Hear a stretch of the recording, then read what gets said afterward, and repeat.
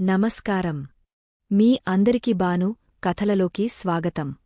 పంతులుగారితో మాట్లాడాక డబ్బులు ఎప్పటిలోపు కావాలో నాకు ఒక ఐడియా వస్తుంది అన్నాడు కుమార్. సరే, నీ ఇష్టం. నేను పంతులుగారికి ఫోన్ చేసి పిలిపించి మాట్లాడుతాను అన్నది భారతి. అప్పుడు బావని కూడా రమ్మని చెప్పమ్మా, బావ కూడా మాట్లాడుతాడు అంది మాలతి. సరే అంది భారతి. బుజ్జి, ఏమైనా తింటావా అని అడిగింది మాధవి. వాడు నోరు తెరిచాడు. రా, నిన్ను ఎత్తుకుంటాను అని అడిగింది మాధవి. ఎత్తుకొమ్మని చెయ్యి చాపాడు. ఏంటక్కా, వీడేమీ అరవటంలేదు, మాట్లాడటంలేదు? మాధవి లోపలనుంచి తీసుకొచ్చి టిఫిన్ పెడుతూ అడిగింది. ఈ మధ్య నిశ్శబ్దంగానే ఉంటూ అన్నీ కెలుకుతున్నాడు. వీడి గోల భరించలేకపోతున్నాను అన్నది మాలతి. ఎక్కడ? నిశ్శబ్దంగానే ఉన్నాడుగా అని చెప్పింది. తిన్నాక వదలమ్మా, అప్పుడు చూడు వాడి గోల అని. ఇంతకీ పెళ్లికి ఎంత ఖర్చు అవ్వచ్చు అని మాలతి భారతివంక చూస్తూ అడిగింది. అందరూ పెళ్లికి లెక్కలు వేసుకున్నారు. దాదాపు 2 లక్షల అవ్వచ్చు. అది చాలా జాగ్రత్తగా ఇంటి దగ్గర అనుకుంటే అనుకున్నారు. కాని ఇల్లు కట్టి చూడు, పెళ్లి చేసి చూడు సామెత ఉందిగా, దాన్నిబట్టి మనం ఎంత అనుకుంటామో దానికంటే కొంచెం ఎక్కువే అవుతుంది అంది భారతి. అయితే 1.5 లక్షలు అనుకుంటే 2 లక్షలు సరిపోతుంది అంది మాధవి. అబ్బా, ఎంత తెలివో అంది భారతి. అయినా 2 అనుకుంటే 2.5 అవ్వచ్చు. అయినా ఇప్పటి అన్ని రేట్లు పెరిగిపోయానేను అనుకున్న బడ్జెట్లో వస్తాయో రావో దిగులుగా అన్నది భారతి. దేవుడిమీద భారం వేసి మొదలుపెట్టేద్దాంలే అమ్మా, చెప్పింది మాలతి. బావా, అక్క పెళ్ళెప్పుడు నీ దగ్గర 50,000 మిగిలి ఉండాలి కదా, అవి ఇంకా ఉన్నాయా అని మాధవి అడిగింది. ఉన్నాయి, కాని అవి ఖర్చు చేయను. అది నీ ఎంబీఏ చదువుకి అట్టిపెట్టాను. నువ్వు క్యాట్ ఎగ్జామ్లో మంచి ర్యాంక్ తెచ్చుకుంటే పర్వాలేదు, లేదంటే సంవత్సరానికే 35,000-40,000 అవుతాయి అన్నాడు కుమార్. టిఫిన్ తిన్న తర్వాత తన దగ్గరికి వచ్చి తన కాలిని పట్టుకుని నిల్చొని ఎత్తుకోమని చేయి చాచిన బుజ్జిని ఎత్తుకున్నాడు. అలా అయితే ఇంకా బాగా చదివి మంచి ర్యాంక్ కోసం ట్రై చేస్తాను, నోట్స్ కూడా ప్రిపేర్ చేసుకుంటాను అన్నది మాధవి. నువ్వు ఆ పని చేస్తే నాకు ఇంకొంచెం డబ్బులు మిగిలినట్టే, లేదంటే మళ్ళీ 2వ సంవత్సరానికి అంత డబ్బులు కట్టాలి. కుమార్ తన జుట్టు పీకేస్తున్న బుజ్జి చేతుల్ని పట్టుకుంటూ అన్నాడు. లేదు బావనేను జాగ్రత్తగా చదువుతాను అని చెప్పింది. ఇంతకీ ఎప్పుడు ఎగ్జామ్ అడిగింది మాలతి. 1 నెల రోజులు టైం ఉంది. వీళ్ళిద్దరూ మాట్లాడుకుంటూ ఉన్నారు. బావ నా పెళ్లికి నగలు వేశాడు, గౌరీకోసం నగలు ఇచ్చాడు. ఇప్పుడు మాధవి దగ్గర నగలు లేవు, కాబట్టి తన నగలు తనకి ఇచ్చేస్తాను అని మాలతి చెప్పింది. అవి నా నగలు కాదు, నీవే. బావ నీకే ఇచ్చాడు, అవి నీవే, అది నీకే అని బావ చెప్పిన తర్వాత నువ్వు చెప్పినా బావ చెప్పినా నేను తీసుకోను. అయినా పెళ్లికి నగలు అవసరం లేదని నాకు అర్థమైపోయింది. ఆ రోజు నీ మొహంలో ఆనందం నగలను బట్టి రాలేదు. అందరి ముందు పెళ్లి జరగబట్టి నీ పక్కన బావగారు కూర్చోబట్టి వచ్చింది. నాకు అది చాలు. బావ ఒక నిర్ణయం తీసుకున్నాక దాన్ని అమలు పరచవలసిన బాధ్యత భార్యగా నాదే. దాన్ని నేను అస్సలు మార్చను. నాకు ఏ నగలేసిన ఆనందంగానే ఉంటాను. నీ నగలు నువ్వే వేసుకో. ఇప్పుడు ఆ నగలు నేను వేసుకుంటే నా పెళ్లికి వచ్చిన మీ అత్త, మామ ఏమనుకుంటారు? వాళ్ల ముందు అస్సలు బాగోదు. బావగారు కూడా నా గురించి కాని, కుమార్ బావగారి గురించిగాని ఏమన్నా అనుకుంటే బాగోదు కదా, అక్కా! అంది మాధవి. ఈ మాట అనేసరికి కుమార్, మాలతి, భారతి ముగ్గురూ ఆశ్చర్యంగా మాధవి వంక చూశారు. మాలతి తనమీద మాధవికి ఉన్న ప్రేమకి, తాను ఆలోచించిన విధానానికి ఆశ్చర్యపోయింది. చేతులు చాచి దగ్గరికి రమ్మని పిలిచింది. మాధవి దగ్గరికి వచ్చి మాలతి మెడ చెట్టు చేతులు వేసి, నువ్వు నేను అక్క చెల్లెల్లం, అందగత్తెలం. మనకు నగలతో పనేముంది అక్కా, అంది నవ్వుతూ. మాధవి తన నగలు గౌరీకి ఇచ్చినందుకు తనకు నగలు లేవని బాధపడుతుందేమో అనుకున్నాడు కుమార్. ఇలా మాట్లాడేసరికి కుమార్ కూడా చాలా ఆనందం అనిపించింది. చిన్నప్పటినుంచి కొట్టుకుని చచ్చారు వీళ్ళిద్దరూ. పెళ్ళయ్యాక ఎంత బాగా కలిసి ఉన్నారో అంటూ ప్రేమగా మెటికలు విరిచింది భారతి. ఇంతలో భారతి ఫోన్ మోగేసరికి మాలతి ఫోన్ ఎత్తింది. అమ్మ భారతి ఫోన్ పెట్టుకు, నేను చెప్పేది విను అని ఎవరో అనేసరికి అంటుండేసరికి మాలతి, అమ్మా, నీకే ఫోన్ అంది. ఎవరు చేశారు అన్నది భారతి. చూస్తే తాతయ్య గొంతులా ఉంది అన్నది మాలతి. కుమార్ సీరియస్గా ఫోన్ వంక చూశాడు. మీ తాతయ్య మళ్ళీ ఏం మాట్లాడుతాడు? ఒంగోలు నుండి వచ్చినప్పటినుంచి ఫోన్ చేస్తూనే ఉన్నాడు. నేనే ఎత్తటం లేదు. ఇప్పుడు కట్ చేయి అంది భారతి. ఉండు అత్తమ్మా, అసలు ఇలా ఫోన్ చేస్తున్నారు అనే విషయం ఇక ముందు ఎందుకు చెప్పలేదు? ఏం మాట్లాడతారో? ఇలా ప్రతిసారి ఫోన్ చేస్తుంటే ఎందుకు కట్ చేయాలి? ఒకసారి గట్టిగా మాట్లాడితే అయిపోతుంది అంటూ మాలతి చేతిలోనుంచి ఫోన్ తీసుకున్నాడు కుమార్. ఏంటి తాతయ్యా, మళ్ళీ ఆరోగ్యం బాగాలేదు రమ్మని పలవడానికి ఫోన్ చేశారా అని కుమార్ ఫోన్ స్పీకర్లో పెట్టి అన్నాడు. కాదు కాదు, ఇంకెప్పుడు కూడా ఇక్కడికి రావద్దు, నేను చనిపోయాను అని ఎవరు ఫోన్ చేసి పిలిచినా సరే రావద్దు అని చెప్పడానికి ఫోన్ చేశాను అన్నాడు రంగారావు. ఏంటి? కుమార్ ఆశ్చర్యంగా అడిగాడు. అక్కడ మిగతా అందరి పరిస్థితి అలాగే ఉంది. నేను వివరంగా చెప్తాను విను కుమార్.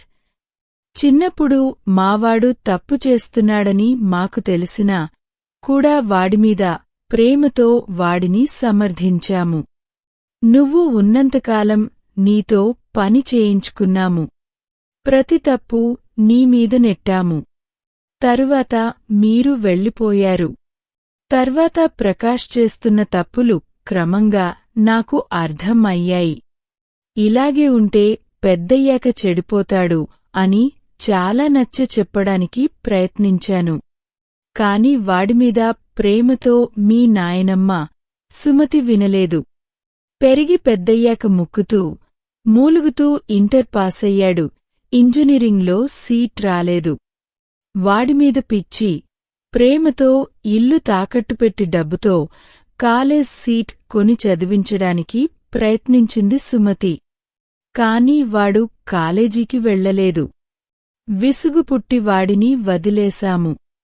కొన్ని రోజులకి అమ్మాయిల చుట్టూ తిరగడం మొదలుపెట్టాడు. ఒక అమ్మాయి పోలీస్ కంప్లైంట్ ఇవ్వడంతో మాకు అర్థమైందివాడు మా చెయ్యి జారిపోయాడు అని. వాడికి పెళ్లి చేయాలని చేస్తే మారతాడని ఒక ఆలోచన వచ్చింది. అప్పుడే పెళ్లి సంబంధాలు వెతికాము. మా వాడి గురించి తెలుసుకున్నవారు పెళ్లికి ఒప్పుకోలేదు. ఇంకా ఎలా అనుకున్నప్పుడు అందరికీ మీరు గుర్తొచ్చారు. మాధవిని కాని మాలతిని కాని ఒకరికి ఇచ్చి వివాహం చేస్తే సరిపోతుంది అని సుమతి అనుకున్నది. వాడి పెళ్ళి అయితే మారతాడని నన్ను ఫోన్ చేయమని అడిగింది. నేను ఫోన్ చేయను అని చెప్పాను. వాడికి మీ ఇద్దరి ఆడపిల్లల్లో ఒకరిని ఇచ్చి పెళ్లి చేయడం నాకు ఇష్టం లేదు. వాడు నాకు మనవడే. కాని నీ పిల్లలు కూడా నాకు మనవరాళ్ళు, అందుకే నేను ఒప్పుకోలేదు. నీకు అన్ని విషయాలు చెప్పి నువ్వు ఒప్పుకుంటే పెళ్లి చేస్తాము అని వాళ్ళు నాతో చెప్పారు. మనవడు మనవరాలు పెళ్లి చేసుకుని కళ్ల ముందు ఉంటారేమో అన్న ఒక్క చిన్న ఆశతో నేను నీకు ఫోన్ చేశాను. ఇది తప్పని వాళ్ళు నిరూపించారు. ఇంకెప్పుడు నేను నీకు ఫోన్ చేయను. కాని జరిగిన దాంట్లో నా తప్పు ఉంది. నిన్ను పలవడం, వాళ్లని నమ్మడం తప్పించి మిగతాదంతా నా తప్పు కాదు అని చెప్పడానికే నీకు ఇన్నిసార్లు ఫోన్ చేయాల్సి వచ్చింది. ఈ వయసులో అంత పెద్ద తప్పు నామీద నేను భరాయించుకోలేను. మిమ్మల్ని వదిలివేయడం నాకు తప్పే. మిమ్మల్ని పట్టించుకోకపోవడం నా తప్పే. తప్పు చేసిన మనవడిని సమర్థించి కుమార్పై అన్ని తప్పులు నెట్టడం నా తప్పే. ఒక ఆడపిల్ల పరువు తీయాలి అనుకోవడం, అది నా మనవరాలు పరువు తీయాలి అనుకోవడం నా తప్పు కాదు తల్లి. ఆ తప్పు నేను చేయలేదు.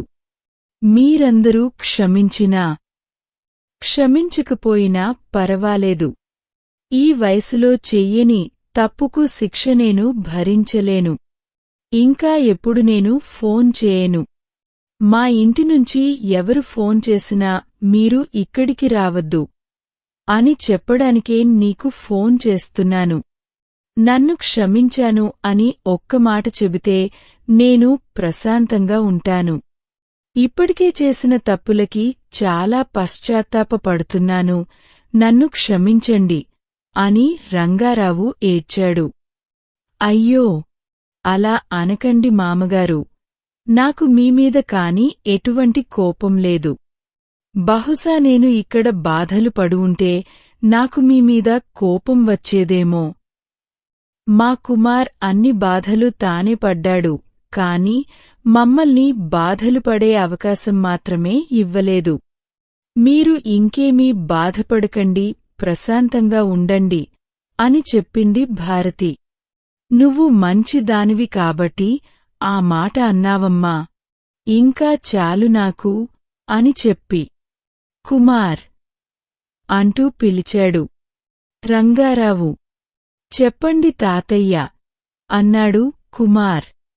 నీకు మాధవికి పెళ్ళయిందని విన్నాను. చాలా మంచి పని చేశావు. నా మనవరాలికి నీకంటే మంచివరుడు ఎక్కడ దొరకడు. అందర్నీ పోగొట్టుకుని మా ఇంటికి నువ్వు వచ్చినప్పుడు మేము మీ పట్ల చేసిన తప్పులకి నన్ను క్షమించు అన్నాడు రంగారావు. అయ్యో, అంత మాట అనకండి. మీరు చాలా పెద్దవారు. మీరు మమ్మల్ని దీవించాలి, క్షమించమని అడగకూడదు అన్నాడు కుమార్. ఇప్పుడు నాకు చాలా ప్రశాంతంగా ఉంది. ఇంకెప్పుడు నీకు ఫోన్ చేయను. అందరూ ఆనందంగా ఉండండి అంటూ రంగారావు ఫోన్ పెట్టేశారు. ఇంకా అందరూ భారమైన మనసులతో ఎవరి పని వాళ్లు చేసుకున్నారు. కుమార్ టిఫిన్ చేసి షెడ్కి వెళ్ళిపోయాడు. షెడ్లో పని ఎక్కువగా ఉండటం వల్ల మధ్యాహ్నం ఆలస్యంగా వచ్చాడు. మాలతి భోజనం పెట్టింది. మాధవి కోసం చూశాడు, కాని మాధవి కనిపించలేదు. భోజనం చేశాక కాసేపు కూర్చున్నాడు. షెడ్కి బయల్దేరబోతుండగా పంతులుగారు రావటం చూసి ఆగిపోయాడు. భారతి విషయం చెప్పి పెళ్లికి ముహూర్తాలు చూడమంది. పంతులుగారు జాతకాలని పరిశీలిస్తున్నారు. లోపల ఉన్న మాధవి కూడా బుజ్జిని ఎత్తుకుని బయటికి వచ్చింది. కుమార్ మాధవిని చూశాడు. మాధవి మాత్రం పంతులుగారిని చూస్తూ ఉంది. ఇద్దరి జాతకాలు చూసిన తర్వాత వారం రోజుల్లో మంచి ముహూర్తం ఉంది, లేదంటే 3 నెలల తర్వాత మంచి ముహూర్తం ఉంది అని పంతులు 2 ముహూర్తాలు చెప్పాడు. 3 నెలల తరువాత అయితే కాస్త డబ్బులు అప్పటికి సర్దుబాటు అవుతాయేమో అని కాసేపు భారతి ఆలోచించింది. ఇంతకీ ఏ ముహూర్తం ఖాయం చేయమంటారు? అడిగారు పంతులుగారు. 3 నెలల తర్వాత ముహూర్తం ఖాయం చేయండి అని భారతి, రేపు చెప్తాము అని కుమార్ ఇద్దరూ ఒకేసారి అన్నారు. మాలతి, మాధవి కూడా 3 నెలల తర్వాత ముహూర్తమే అనుకుంటున్నారు. కాని కుమార్ రేపు చెబుతాము అనేసరికి ముగ్గురూ ఆశ్చర్యంగా కుమార్ వంక చూశారు.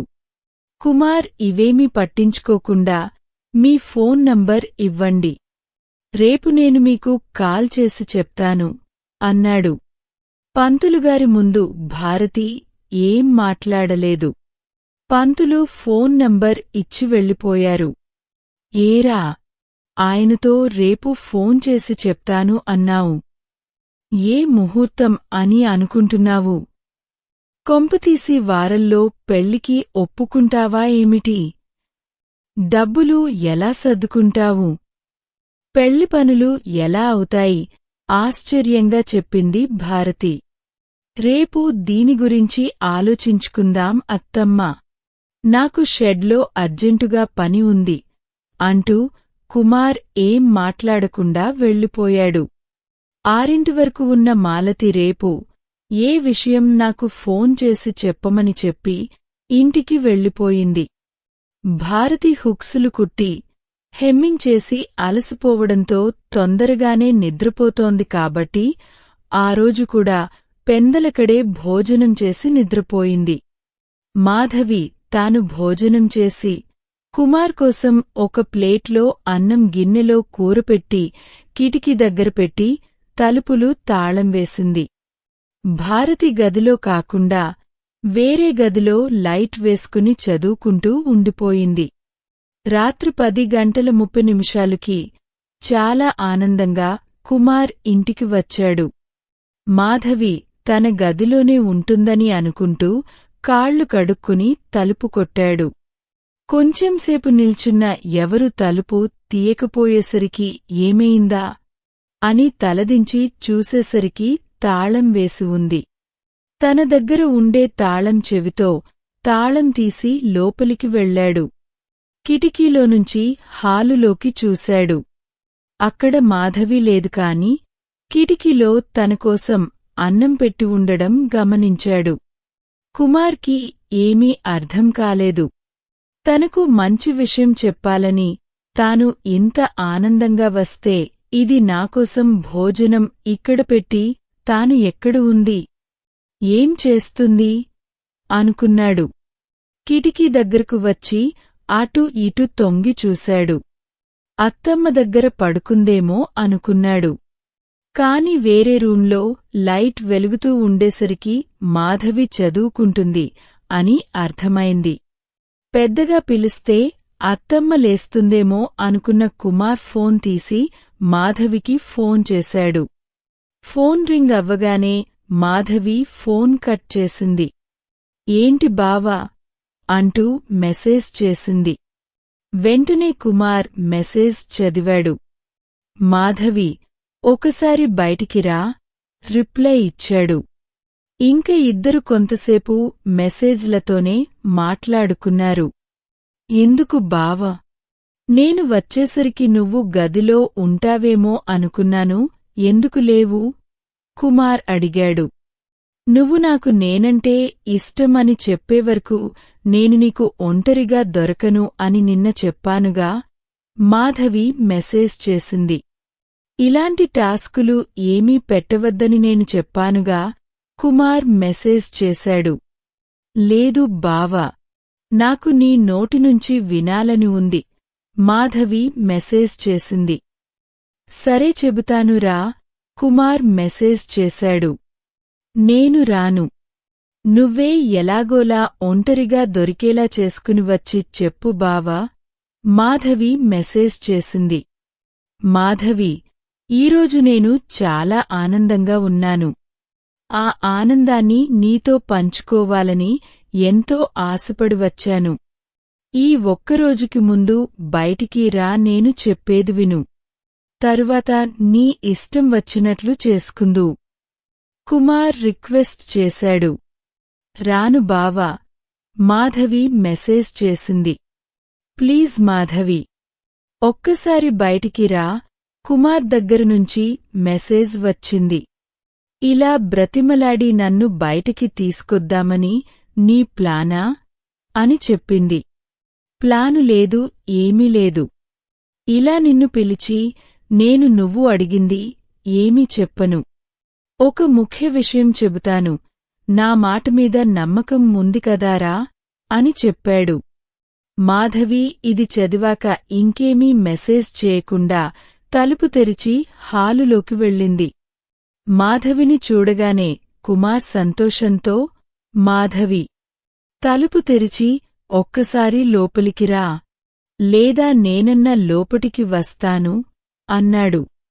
లేదు బావా, ఇక్కడినుంచి మాట్లాడుకుందాం అంటూ కిటికీ దగ్గరికి వస్తూ కుమార్ ముఖంలో ఉన్న సంతోషాన్ని చూసి ఆశ్చర్యపోయింది. ఏంటి బావా, ఇంత ఆనందంగా ఉన్నావు? ఏమైంది? అడిగింది. కుమార్ చేతిలో ఉన్న బ్యాగ్ కిటికీలోనుంచి మాధవికి అందించాడు. మాధవి బ్యాగ్ తీసుకుని తెరిచి చూసింది. అందులో 6 డబ్బుల కట్టలు ఉన్నాయి. బావా, ఈ డబ్బులు ఎవరివి అని ఆశ్చర్యంగా అడిగింది. ఎవరివి ఏంటి? మనవే, మన పెళ్లికి డబ్బులు అని చెప్పాడు. అప్పుడే సర్దుబాటు అయిందా? ఎవరిచ్చారు బావా? ఆనందంగా అడిగింది. సేట్ని షెడ్ మీద ఇంకా 3 లక్షలు కావాలని అడిగాను. కుదరదు అన్నాడు. వడ్డీ కొంచెం ఎక్కువ వేసుకుని అయినా ఇవ్వండి అని అడిగాను. సేట్ ఏ కళలో ఉన్నాడో నేను అనుకున్నదానికంటే కొంచెం తక్కువే వడ్డీ చెప్పాడు. నేను ఒప్పుకున్నాను. సరే, వచ్చి సంతకం పెట్టి తీసుకెళ్లమని అన్నాడు. వెళ్ళి తెచ్చాను. ఇంకా ఎవరికీ చెప్పలేదు. నీకే ముందు చెబుతున్నాను అన్నాడు సంతోషంగా కుమార్. మొత్తం ఎంత బావా? 3 లక్షలు. పెళ్లికి 2 ఖర్చవుతుంది అనుకున్నాము. ఇంకా పెరిగితే 50,000 సరిపోతాయి. ఇంకా 50,000 ఎందుకు బావ? అనవసరంగా తీసుకున్నావు. దానికి వడ్డీ చెల్లించాలి కదా అని లెక్కలు వేసి చెప్పింది. పందిరి మంచానికి సరిపోతుందిలే, అత్తమ్మకి 2.5 అని మాత్రమే చెప్పు. పందిరి మంచానికి 50,000? మాధవి ఆశ్చర్యపోయింది. అది కూడా సరిపోతుందో లేదో తెలీదు. దాంట్లో సరిపోయేలాగా ఆ బడ్జెట్లో మంచం, పరుపులు తీసుకోవాలి అని చెప్పాడు. ఒక్క క్షణం మౌనంగా తలదించుకుని నిల్చుంది మాధవి. బావా, ఒకవేళ నేను కాకుండా ఉంటే నీకు వచ్చే ఆవిడే ఇవన్నీ తెచ్చిపెడుతుంది కదా. పైగా కట్నం కూడా వస్తుంది కదా. నా వల్లే నీకు ఇంత ఖర్చు, బాధపడుతూ చెప్పింది. నేను చాలా ఆనందంగా ఉన్నాను మాధవి. ఇప్పుడు నువ్వు ఇలా బాధపడి నా ఆనందాన్ని దూరం చేయకు ప్లీజ్ అని కుమార్ రిక్వెస్ట్గా అన్నాడు. తల ఎత్తి మెల్లగా నవ్వింది మాధవి. అయినా పెళ్లి 3 నెలల తర్వాతగా ఇప్పుడే డబ్బులు తీసుకుంటే 3 నెలలు అనవసరంగా వడ్డీ కట్టాలి కదా, మాధవి చెప్పింది. ఎవరు చెప్పారు నీకు 3 నెలలు అని? వారం రోజులలోనే మన పెళ్ళి అని కుమార్ చెప్పాడు. ఆ మాటకి మాధవి ఆశ్చర్యపోయింది. అంత తొందరగా అయితే అమ్మ ఒప్పుకోదేమో బావా. నాకు కూడా నెలలోపు క్యాట్ ఎగ్జామ్ ఉంది. అత్తమ్మకి నేను మాలతితో చెప్పి ఒప్పిస్తాను. నీ క్యాట్ ఎగ్జామ్కి ఎటువంటి ప్రాబ్లం ఉండదు అని కుమార్ చెప్పాడు. కాని మాధవి నసిగింది. ఇప్పుడు నువ్వు ఎలాంటి గొడవ చేయకు మాధవి. అంతా సెట్ అవుతుంది. ఈ వారం రోజులే నీకు దూరంగా నేను ఉండలేకపోతున్నాను. మధ్యాహ్నం ఇంటికి రాగానే నువ్వు కనబడలేదు. ఇప్పుడు కనబడకపోయేసరికి ఎలాగో అనిపించింది. ఇక 3 నెలలు నీకు దూరంగా ఉండలేను. నేను ఇందాకే మాలతికి ఫోన్ చేసి ఉదయమే రమ్మన్నాను. నేను మాలతి అత్తమ్మతో మాట్లాడతాము. నువ్వు మాత్రం దూరంగా ఉండు. పొద్దున్న అరిచినట్లు ఆరవవద్దు. నువ్వు నిశ్శబ్దంగా నీ ఎగ్జామ్కి చదువుకో. ఒక్క 10 రోజులు హడావిడిగా ఉంటుంది. తర్వాత 20 రోజులు చదువుకో. నేను ఏమీ డిస్టర్బ్ చెయ్యను. కాని నువ్వు నాకు దగ్గరగా ఉంటే చాలు. ప్లీజ్ మాధవి ఒప్పుకో. కుమార్ బ్రతిమలాడాడు. మాధవి తల ఎత్తి కుమార్ వంక చూసింది. కుమార్ ముఖంలో అలసటతో ముఖం వాడిపోయింది. డబ్బులు ఇచ్చేవరకు ఇస్తాడో లేదో అని టెన్షన్ పడినట్టున్నాడు. అది మొహంలో కనబడుతుంది. కాని డబ్బులు ఇచ్చాక చాలా ఆనందం కూడా ఉంది. బావ ఆనందాన్ని దూరం చేయాలని మాధవి లేదు. మాధవి నవ్వి, దగ్గరికి రా బావా అంది. కుమార్ కిటికీ దగ్గరగా వచ్చాడు. మాధవి తన 2 చేతులు కిటికీలోనుంచి అటువైపు తీసుకెళ్లి కుమార్ 2 చెంపలమీద చేతులు పెట్టింది. నీ మొహంలో ఎంత ఆనందం కనబడుతుంది బావా. నీ కళ్లల్లో నామీద ప్రేమ నాకు కనబడుతుంది. నేను ఎంత అదృష్టవంతురాలిని. మా తాతయ్య చెప్పినట్టే నిన్ను ప్రేమించే మొగుడు కాదు, ఆరాధించే భర్త దొరికాడు అంటూ ఒక చేతిని కిందకి తీసుకొచ్చి కుమార్ చేతిని పట్టుకుని కిటికీలోనుంచి బయటకు తెచ్చి ఐ లవ్ యు కుమార్ బావా అని చెప్పి చేతిమీద ముద్దు పెట్టింది మాధవి. మాధవి నోటిలోనుంచి ఆ మాటలు వినగానే కుమార్ సంతోషం రెట్టింపు అయింది. కుమార్ చేతిమీద ముద్దు పెట్టగానే ఇంకా పట్టరాని సంతోషం కలిగింది. అలాగే మాధవి వంక తదేకంగా చూస్తూ ఉండిపోయాడు. కొంచెం సేపు తర్వాత చేతుల్ని తీసి కొంచెం వెనక్కి వచ్చింది. బావా, నీకు చెప్పినప్పుడు చాలా ఆనందం అనిపించింది కదా. నాకు కూడా అలాంటి ఆనందమే కావాలి ప్లీజ్ బావా. ఎలాగోలా నేను ఒంటరిగా ఉండే అవకాశం కల్పించుకుని చెప్పు బావా అని గారంగా అడిగేసరికి కుమార్ ఒక నవ్వు నవ్వాడు. నువ్వు అడిగింది ఏది కాదన్నాను అని మాధవి, ఇది కాదనడానికి సరే చెబుతాను. నువ్వు నాకు సర్ప్రైజ్గా చెప్పావు. నాకు చాలా సంతోషం అనిపించింది. నీకు కూడా నేను అలాగే సర్ప్రైజ్గా చెబుతాను అని మనసులో అనుకున్నాడు కుమార్. నువ్వు మరీ మాధవి, నీకోసమే ఇదంతా చేస్తుంటే ఇంకా ఏదో చెప్పమంటావు. ఇవన్నీ నీమీద ప్రేమేగా మాధవి అన్నాడు. అంటే చెప్పవు అన్నమాట. ముందు అత్తమ్మతో వారం రోజులకి పెళ్లికి ఒప్పించుకోవాలి. ఇప్పుడు ఇదే నా మైండ్లో ఉంది అన్నాడు కుమార్.